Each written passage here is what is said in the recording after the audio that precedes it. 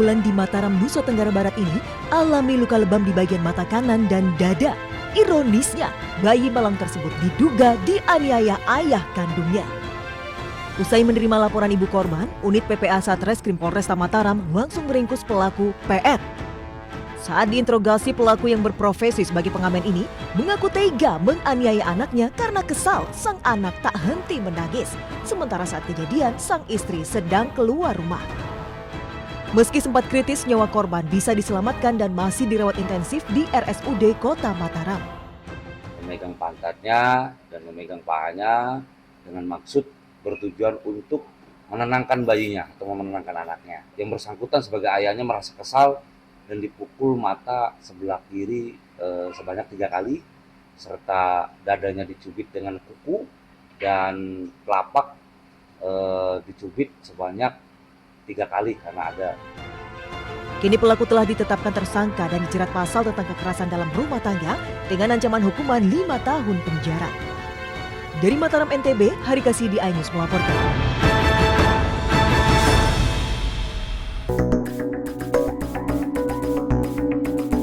Ketegangan terjadi antara warga lokal yang tengah menggelar event layang-layang dengan seorang pria dan wanita warga negara asing penghuni sebuah villa di Tabanan, Bali.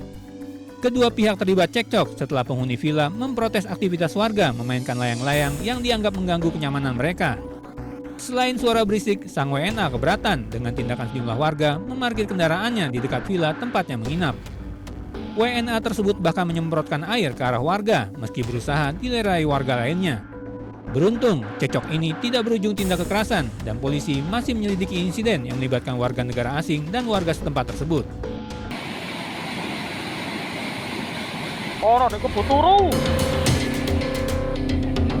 Pelajar SMK Radian Rahmat, Mojokerto, Jawa Timur ditemukan dalam kondisi tidak bernyawa setelah 2 hari hilang. MA, 18 tahun, tidak pernah pulang setelah pamit ke sekolah pada Sabtu 3 Mei lalu. Keluarga sempat mencari keberadaan korban, namun tidak membuahkan hasil. Saat jasadnya ditemukan, korban masih mengenakan seragam sekolah. Menurut keterangan keluarga, polisi menduga MA bunuh diri. Namun, keluarga membantah dugaan tersebut. Berdasarkan informasi yang didapat keluarga, sebelum dinyatakan hilang, MA terlihat dijemput 2 temannya. Ketiganya kemudian berboncengan motor ke Sungai Berantas. Keluarga menduga korban tewas akibat dibunuh dan berharap polisi mengusut kematian korban. Intinya itu saya tidak terima. Udah, anak saya budal sekolah sehat walafiat. Kenapa pulang-pulang jadi mayat? Karena kan ada hukum, Mas. Ya ada keadilan, anak saya dapat keadilan. Hingga saat ini, Polres Mojokerto belum memberikan keterangan terkait kematian korban. Di Mojokerto, Jawa Timur, Salahuddin Ayus melaporkan.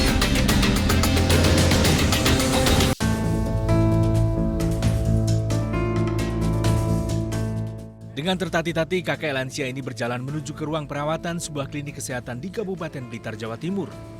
Di klinik ini, sejumlah lansia dirawat diduga akibat keracunan makanan yang disajikan saat para lansia ini mengikuti layanan posyandu lansia di Desa Sidomulyo, Selorojo, Kabupaten Blitar. Total 60 lansia mengalami keracunan, dirawat di sejumlah rumah sakit dan klinik. Mereka merasakan mual, muntah, dan pusing usai menyantap bubur kacang hijau. 60 orang yang sebagian masih terawat di rumah sakit dari 3 titik, mulai dari Selorjo sampai di Belingi. Ya laki-laki perempuan terserang, yang anak 1 Pak itu masih hamil, kondisi hamil. Saat ini sebagian besar lansia telah diizinkan pulang setelah kondisi kesehatan mereka membaik. Polisi telah menyita sampel sisa makanan penyebab keracunan untuk diperiksa di laboratorium. Dari Blitar, Jawa Timur, Robi Ridwan, iNews melaporkan.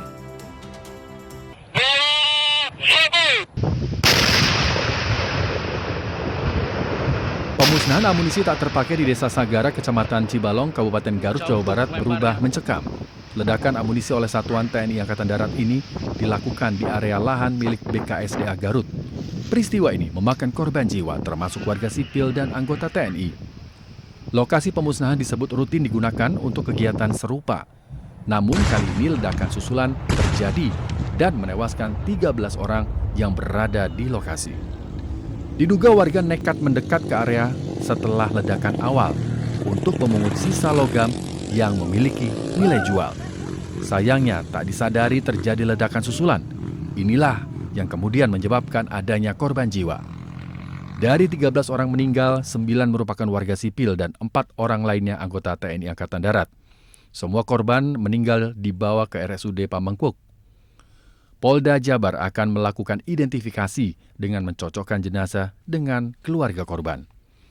Sejumlah keluarga korban terlihat sudah mendatangi rumah sakit untuk kepentingan identifikasi. Pasca ledakan, tim gabungan TNI, Polri, dan Basarnas langsung bergerak melakukan penyisiran untuk memastikan tidak ada bahan peledak yang masih aktif. Dari Garut, Jawa Barat, tim liputan melaporkan.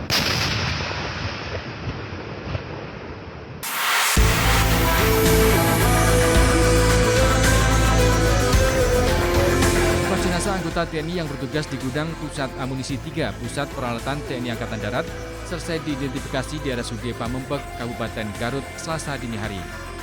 Sekitar pukul 01.50 waktu Indonesia Barat, keempatnya langsung dibawa ke Jakarta untuk diserahkan ke pihak keluarga untuk selanjutnya dimakamkan. Identitas keempat korban yakni Kolonel CPL Antonius Hermawan, Mayor CPL Anda Rohanda, Kopral 1 RI, dan Prajurit 1 Aprio. Seluruhnya anggota Grup Pusmu 3 Puspalat. Hingga saat ini belum ada pernyataan resmi terkait penyebab ledakan maupun status penanganan selanjutnya. Dari Garut, Jawa Barat, Ii Solihin, iNews melaporkan.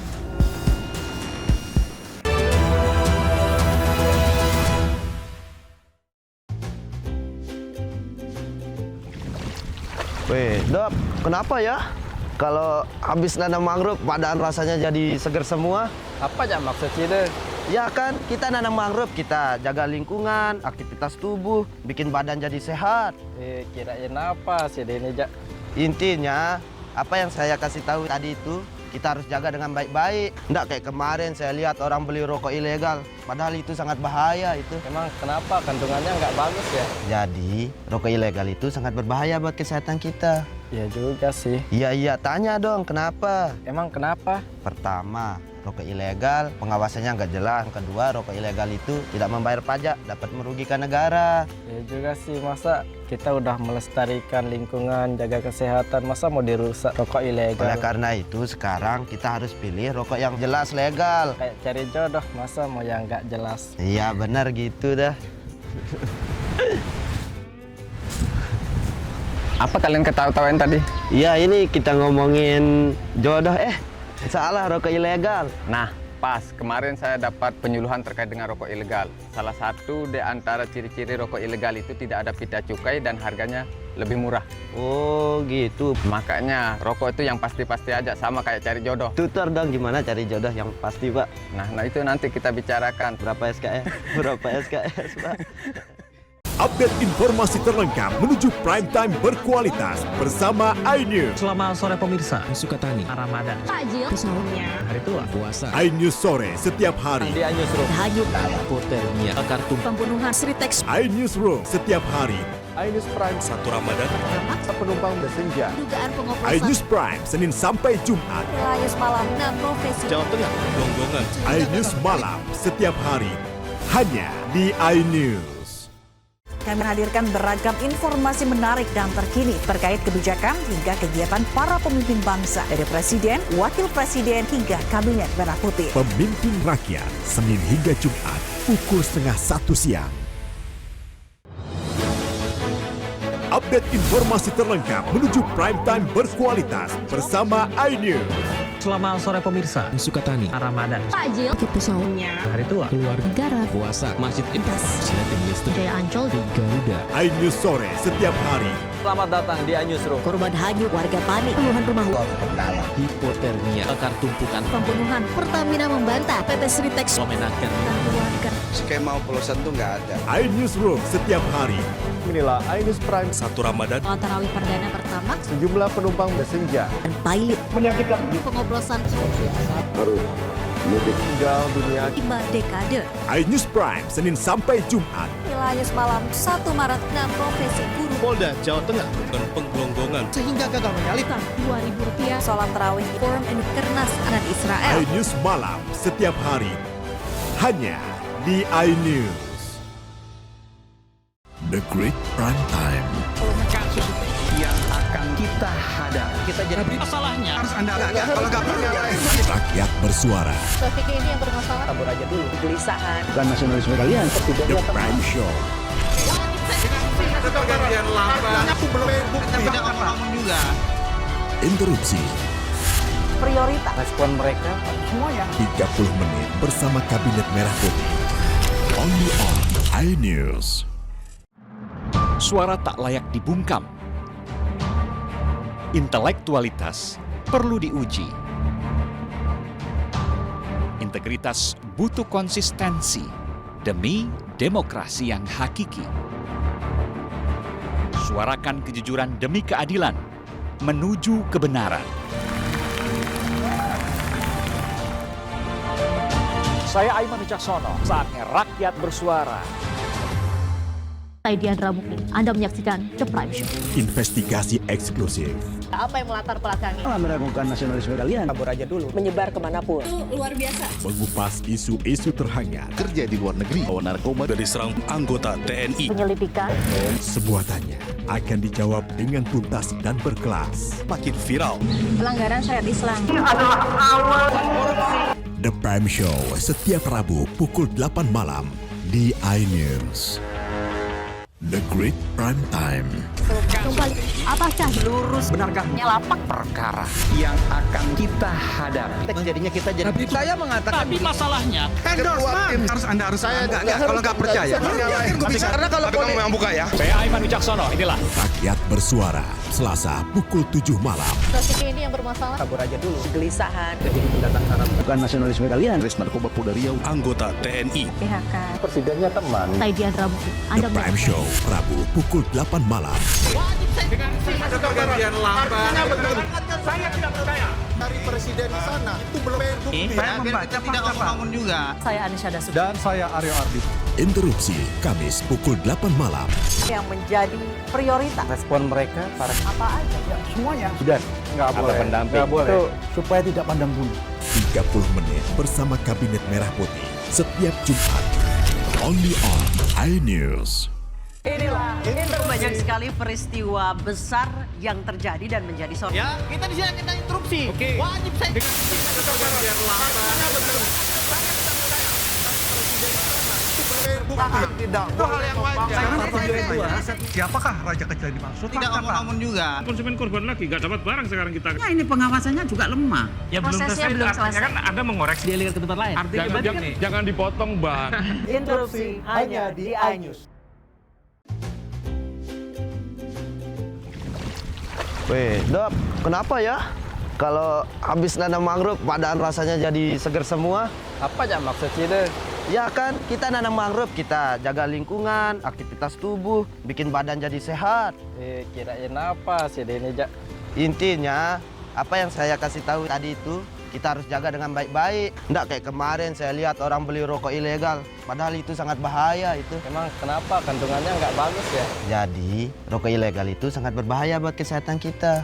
Ya juga sih. Iya, tanya dong, kenapa? Emang kenapa? Pertama, rokok ilegal, pengawasannya nggak jelas. Kedua, rokok ilegal itu tidak membayar pajak, dapat merugikan negara. Ya juga sih, masa kita udah melestarikan lingkungan, jaga kesehatan, masa mau dirusak rokok ilegal? Oleh karena itu, sekarang kita harus pilih rokok yang jelas legal. Kayak cari jodoh, masa mau yang nggak jelas? Iya, benar gitu dah. Apa kalian ketawa-tawain tadi? Iya, ini kita ngomongin jodoh. Salah, rokok ilegal. Nah, pas. Kemarin saya dapat penyuluhan terkait dengan rokok ilegal. Salah satu di antara ciri-ciri rokok ilegal itu tidak ada pita cukai dan harganya lebih murah. Oh, gitu. Makanya rokok itu yang pasti-pasti aja, sama kayak cari jodoh. Tutor dong gimana cari jodoh yang pasti, Pak. Nah itu nanti kita bicarakan. Berapa SKS? Berapa SKS, Pak?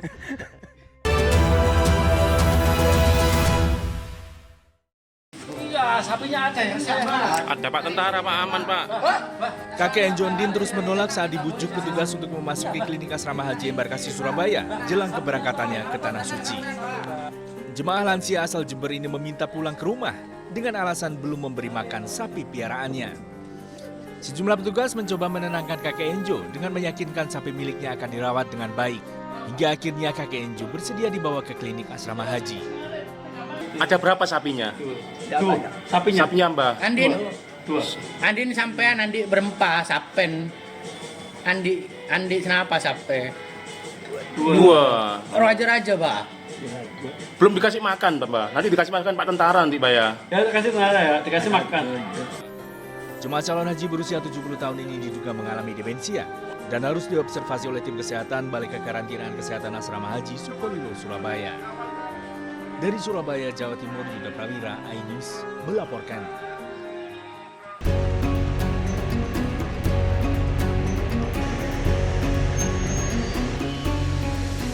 Ratusan jemaah haji yang tiba di kota Mekah dari Madinah bergerak menuju Masjidil Haram. Umrah wajib ini adalah rangkaian dari tahapan haji, di mana jemaah mengambil haji tamattu, yakni mendahulukan umroh, kemudian ibadah haji dengan konsekuensi membayar dam atau denda menyembelih 1 ekor kambing. Setelah tahapan umroh selesai, jemaah kemudian melepas pakaian ihram sambil menunggu puncak ibadah haji di Arafah, Musdalifah, dan Mina. Sebanyak 2.800 jemaah telah tiba di Mekah dari Madinah. Sebelumnya, momen penyambutan jemaah haji tiba di Mekah berlangsung semarak. Petugas haji dan pihak hotel menyambut tamu Allah dengan selawat badar dan taburan bunga mawar di lobi hotel Al-Ghadir dan Al-Manar di kawasan Shisha dan Raudah Mekah. Tahun ini, petugas penyelenggara ibadah haji Arab Saudi menyiapkan 205 hotel untuk 203.320 jemaah calon haji reguler di Mekah. Lokasi hotel jemaah haji reguler di Indonesia berjarak maksimal 4 hingga 5 km dari Masjidil Haram. Masa tinggal jemaah di Mekah selama 32 hari. Untuk transportasi, jemaah akan dilayani oleh bis antar kota dan perhajian serta bis sholawat untuk mengantar jemaah dari hotel ke Masjidil Haram, pergi dan pulang. Bis sholawat ini akan beroperasi selama 24 jam. Dari Mekah, Arab Saudi, Gigi Irfan melaporkan.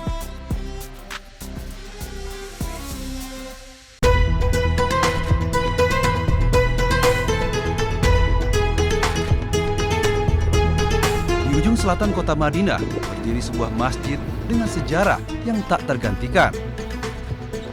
Bukan masjid terbesar, bukan pula yang paling megah. Namun disinilah cinta pertama Rasulullah Shallallahu Alaihi Wasallam kepada tanah hijrah bersemi.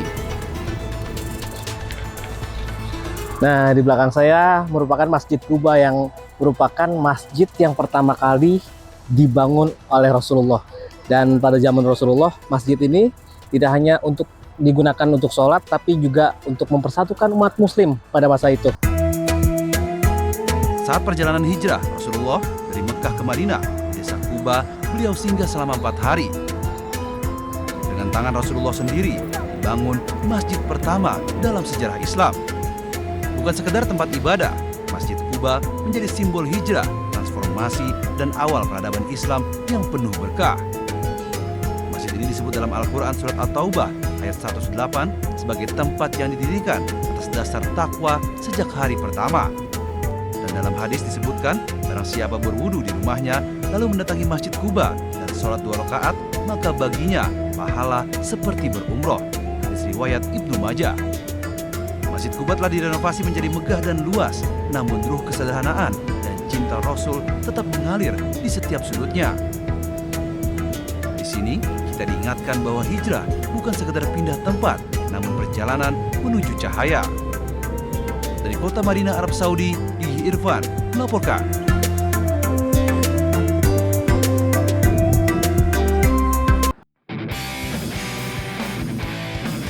Marcelino Ferdinand menjadi pemain ABRO Timnas Indonesia yang pertama tiba di Indonesia.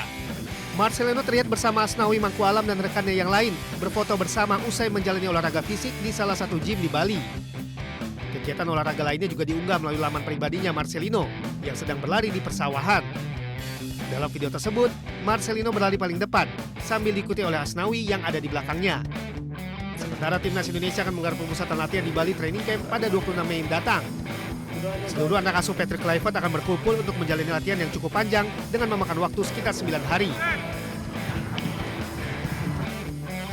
PSSI memilih Bali sebagai lokasi pemusatan latihan karena Pulau Dewata itu memiliki fasilitas latihan yang lengkap. Selain itu di Bali juga bisa menjadi magnet para pemain timnas sambil menikmati suasana berlibur di Pulau Dewata ini. Not just an underwhelming league at stake. Athletic can put their play up. Duel Atletico versus Sociedad berlangsung di Riyadh El Metropolitano. 1 tahun itu, sempat puasa gelar semasa membela klub Inggris Tottenham Hotspur sejak